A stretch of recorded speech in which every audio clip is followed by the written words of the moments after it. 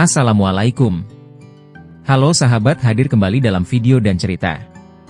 Mungkin sahabat tidak asing lagi melihat pantai ini. Pantai Sindangkerta, Tasikmalaya. Oke, hari ini aku ingin cerita dari asal nama pantai dan sejarahnya.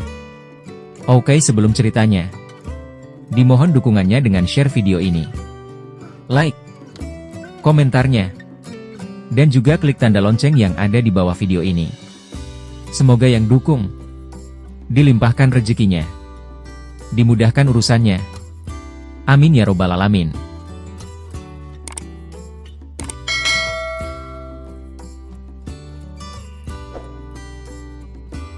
Sejarah desa. Nama Cipatujah diambil dari nama sungai Cipatujah. Sedangkan kata Cipatujah sendiri berasal dari bahasa Sunda Buhun, patujah-tujah, yang berarti saling menghantam. Gambaran dari dua sungai yang menyatu menghantam yang aliran airnya menyatu ke laut pantai selatan. Nama sungai tersebut adalah Sungai Cipatujah yang sekarang menjadi batas desa sebelah barat dan Sungai Cipanyerang yang membelah wilayah desa Ciandum. Aliran sungainya bersatu dengan muara yang selalu berpindah-pindah menuju laut pantai selatan. Kemudian oleh para leluhur atau pupuhu yang diantaranya Eyang Rangga Gading serta Eyang Ardi Wijaya dijadikan sebagai lembur dengan nama Ciapujah sesuai dengan kondisi aliran kedua sungai tersebut.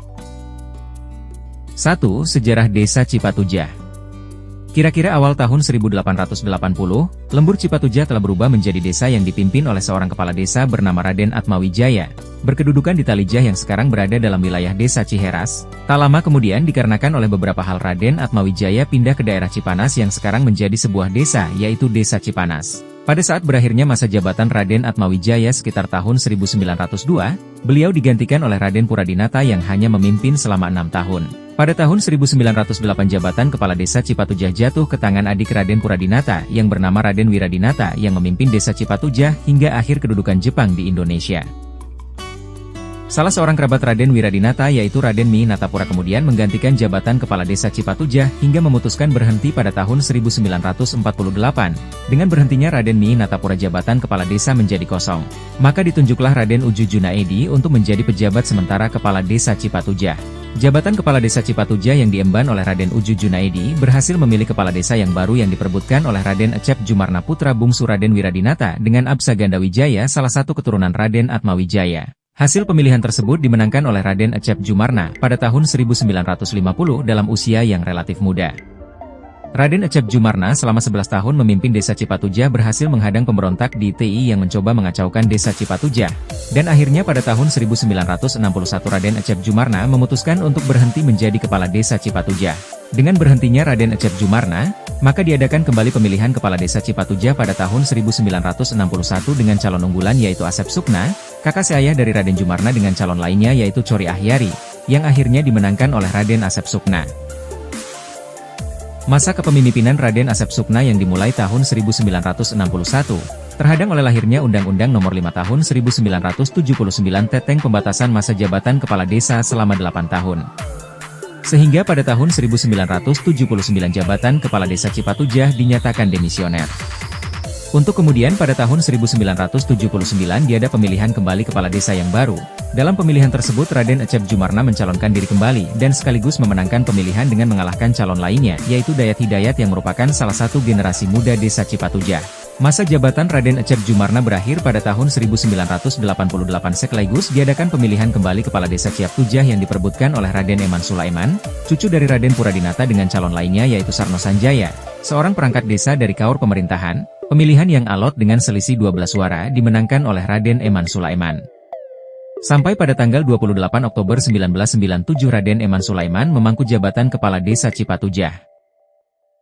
Kemudian Raden Eman Sulaiman memangku jabatan sementara kepala desa Cipatujah sampai tanggal 17 Mei 1999 dikarenakan tidak ada calon lain yang bersedia mencalonkan diri menjadi kepala desa Cipatujah. Sehingga jabatan sementara kepala desa Cipatujah dilanjutkan oleh Sarno Sanjaya berdasarkan surat keputusan Bupati Tasikmalaya tertanggal 2 Februari 1999.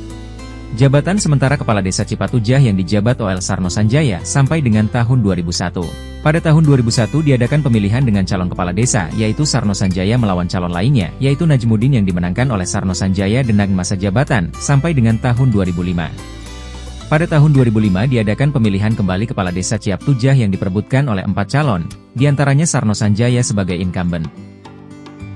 Supriyadi dari generasi muda sebagai seorang wirausahawan, Heri Hernawan dari tokoh pemuda dan Undang Sumarsana sebagai purnawirawan TNI AD.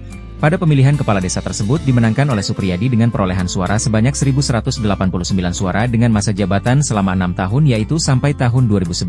Pada tanggal 24 Mei 2011 diadakan kembali pemilihan kepala desa Cipatujah dan Supriyadi kembali mencalonkan diri atas dasar dorongan dari para tokoh masyarakat desa Cipatujah yaitu diikuti oleh Wawan Sudrajat dari tokoh pemuda dan Yoyo Sunario sebagai purnawirawan TNI AD. Pada pemilihan tersebut dimenangkan kembali oleh Supriyadi dengan perolehan suara sebanyak 2.063 suara. Dengan terpilihnya kembali Supriyadi sebagai Kepala Desa Cipatujah besar harapan masyarakat akan lebih majunya Desa Cipatujah baik dari segi pembangunan, ekonomi, pendidikan maupun kepariwisataan. Pantai Cipatujah dan kisah misteri lainnya. Pantai Cipatujah inilah kawasan terindah di Tasikmalaya yang memberikan panorama alam yang begitu natural. Rasanya, tempat ini adalah tempat paling tepat untuk menghabiskan waktu libur bersama dengan keluarga. Berada di kawasan ini memang sangat menyenangkan dan mampu menghadirkan sesuatu yang berbeda di hati. Birunya air laut membuat pemandangan di sini tidak tertahankan.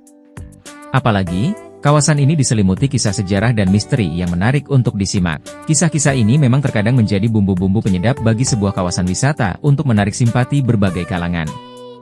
Bagi warga Tasikmalaya, tempat ini sudah seperti pantai di Pulau Dewata. Lantaran keindahannya yang mampu membius setiap orang yang datang. Bila dilihat secara mendalam, pesona pantai Cipatujah Tasikmalaya memang tidak ada yang bisa mengalahkan. Apalagi saat wisatawan mendengar gulungan ombak yang seakan menjadi genderang merdu. Di sini, wisatawan bisa melakukan apapun yang dimau bersama dengan keluarga, sahabat, dan teman-teman kantor. Bibir pantainya yang panjang mampu menampung beberapa pengunjung sekaligus dalam satu waktu. Oleh karena itu, berkunjung ke sini wajib membawa perbekalan yang mumpuni dengan keadaan pantai. Tentang asal-usul dari kawasan ini, mungkin banyak orang yang tidak tahu kalau kawasan ini berasal dari sebuah sungai bernama Cipatujah. Nah, nama Cipatujah sendiri berasal dari bahasa Sunda, yang berarti buhun patujah-patujah. Atau arti lebih mendalam lagi adalah saling menghantam. Mengapa saling menghantam? Di kawasan ini ada dua sungai, yang memang saling menghantam hingga bermuara ke laut. Kedua sungai tersebut adalah Sungai Cipatujah dan juga Sungai Cipanyerang. Sungai ini membelah wilayah Desa Ciandum. Setiap kawasan di Indonesia pasti mempunyai sebuah misteri dan mitos yang tidak bisa dipisahkan. Biasanya misteri dan mitos ini menjadi satu dengan legenda-legenda yang muncul akibat kepercayaan masyarakat. Kepercayaan inilah yang mempengaruhi para pengunjung untuk percaya sesuatu yang belum benar kenyataannya. Seperti halnya misteri Pantai Cipatujah yang tidak akan pernah lepas dari buah bibir. Apalagi, beberapa tahun silam, pernah terjadi beberapa nelayan tenggelam dan meninggal di kawasan ini. Warga masyarakat sekitar langsung menghubungkannya dengan mitos Ratu Pantai Selatan. Mitos yang memang selalu berkembang di wilayah Pantai Selatan. Menariknya, dari mitos inilah tersaji sebuah kebiasaan yang saat ini menjadi sebuah budaya di kalangan masyarakat. Budaya larung sesaji yang bertujuan untuk mensyukuri segala nikmat kepada Tuhan. Misteri Solokan Wangi dan Candi Bawah Laut Cipatujah. Keindahan pantai selatan Cipatujah Kabupaten Tasikmalaya, Jawa Barat dikenal karena pantainya panjang, ombak yang besar serta masih alami belum atau disentuh tangan-tangan pemodal. Pantai di ujung selatan Tasikmalaya ini menjadi tujuan wisata laut ketiga Priangan Timur setelah Pangandaran dan Santolo Garut Selatan. Namun seperti laut lainnya, Pantai Cipatujah juga memiliki mitos tersendiri yang dikaitkan dengan keganasan ombak menakutkan sebagai ciri laut pantai selatan. Nyai Kanjeng Ratu Kidul disebut-sebut penguasa pantai tersebut, yang untuk pantai Sindangkerta Cipatujah tak lepas dari sisa peradaban peninggalan Sri Baduga Maharaja Prabu Siliwangi. Aneh memang, yang dinamakan pantai pastinya hamparan pasir dengan kepakan air laut. Namun di pantai Sindangkerta terdapat bagian pantai dengan sebutan Solokan Wangi, selokan atau parit. Konon, solokan tersebut bekas jejak Prabu Siliwangi berupa terowongan penghubung ke hutan Sancang melalui pantai Pamaungpauk Garut. Sepintas sangat mustahil di pesisir laut terdapat terowongan, istilah orang Cipatujah disebut selokan, karena kedalaman air laut pantai Sindangkerta setinggi perut orang dewasa. Sehingga pewisata bebas berenang di celah terumbu karang. Menurut warga Sindangkerta, Aas, 48, mitos Solokan Wangi turun-temurun dari orang tua mereka. Warga mempercayai di dasar Solokan Wangi terdapat aliran air dengan arus yang begitu kuat. Sehingga, pemerintah desa Sindangkerta memberlakukan larangan berenang, termasuk mengail ikan. siapa yang berenang melintasi Solokawangi, pasti tersedot lalu akan ditemukan kembali dalam waktu 3 harian. Kejadian ini sudah terjadi sejak dulu kala, jika Taas, yang diwawancarai beberapa waktu lalu. Bahkan, ujarnya, pernah nelayan mengail ikan, tapi malah tertarik ke dasar laut. Makanya diberi pembatas, agar yang berenang tidak melintas Solokawangi, ucapnya yang sudah 35 tahun berjualan di pantai Sindangkerta ini.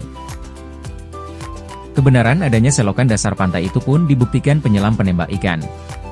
Menurut mereka, di kedalaman 12 meter terdapat solokan yang menerobos dasar pantai.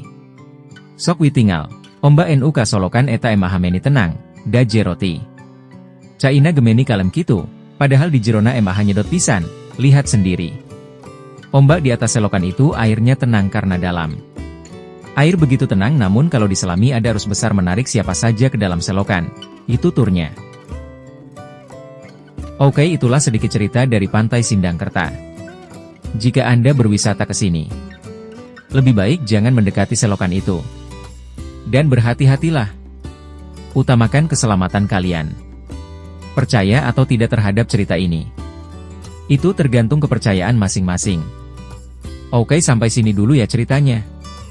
Nantikan video dan cerita dari channel ini ya. Terima kasih. Assalamualaikum.